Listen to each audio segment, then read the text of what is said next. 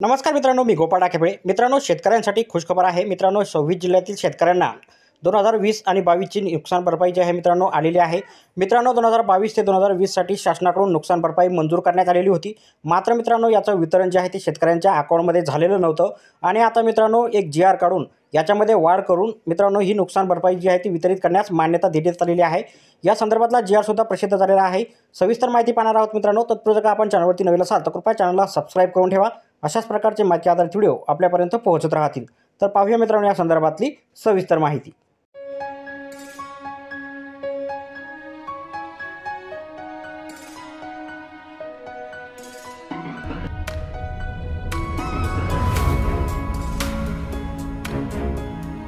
तर मित्रांनो, राज्यात सन 2020 ते 2022 या कालावधीत नैसर्गिक आपत्तीमुळे झालेल्या शेती पिकांच्या व इतर मालमत्तेच्या नुकसानीपोटी बाधितांना मदत करण्यासाठी निधी वितरित करण्यास मान्यता देण्यासंदर्भातलं हे शुद्धीपत्रक आहे. दिनांक 27 मार्च 2023 रोजी महसूल व वन विभाग महाराष्ट्र शासन यांच्याकडून प्रसिद्ध करण्यात आलेलं. मित्रांनो, शासन शुद्धीपत्रक पाहू शकता. सन 2020 ते 22 या कालावधीत नैसर्गिक आपत्तीमुळे झालेल्या शेती पिकांच्या व इतर मालमत्तेच्या नुकसानीकरता बाधितांना मदत वाटप करण्यासाठी समक्रमांकाच्या दिनांक 21/2/2024च्या शासन निर्णयान्वये निधी वितरित करण्यास मान्यता दिलेली असून एकूण मित्रांनो आपण जर बघितलं तर 106,64,94,000 रुपये याऐवजी मित्रांनो आता 112,39,21,000 इतका निधी जो आहे तो वितरित करण्यात येणार आहे. याची वाढ झालेली आहे.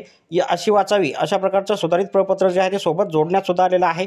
याच्यामध्ये पाहू शकता मित्रांनो, ज्या जिल्ह्याला ही मदत होणार आहे त्या जिल्ह्याचं इथं नावंसुद्धा दिलेले आहे. तर पाहू शकता मित्रांनो, कोकण विभागामध्ये तुम्ही इथं या जी आरमध्ये सविस्तर इथं जिल्हे तुम्हाला दिलेले आहे. तो डाउनलोड करून तुम्ही सविस्तर जे जिल्हे आहेत ते तुम्ही इथं पाहू शकता मित्रांनो. आणि त्यामध्ये किती रक्कम जी आहे ती त्या जिल्ह्याला वितरित होणार आहे याची सुद्धा माहिती इथं तुम्हाला दिलेली आहे मित्रांनो. तर पाहू शकता मित्रांनो, अशा प्रकारे विभागानुसार जिल्ह्याची यादी इथं तुम्हाला दिलेली आहे. त्यानंतर मित्रांनो खाली जर बघितलं तर इथं पाहू शकता चंद्रपूरसुद्धा आहे. त्यानंतर मित्रांनो महाराष्ट्रातील एकूण 26 जिल्ह्यांना ही निधी जो आहे तो वितरित होणार आहे. तर मित्रांनो अशा प्रकारे मित्रांनो महाराष्ट्रातील 26 जिल्ह्यांना हा निधी वितरित होणार आहे. मित्रांनो भेटूया पुढच्या व्हिडिओमध्ये अशाच एका नवीन माहितीसह. तोपर्यंत व्हिडिओ आवडल्यास व्हिडिओला लाईक आणि शेअर करा. धन्यवाद.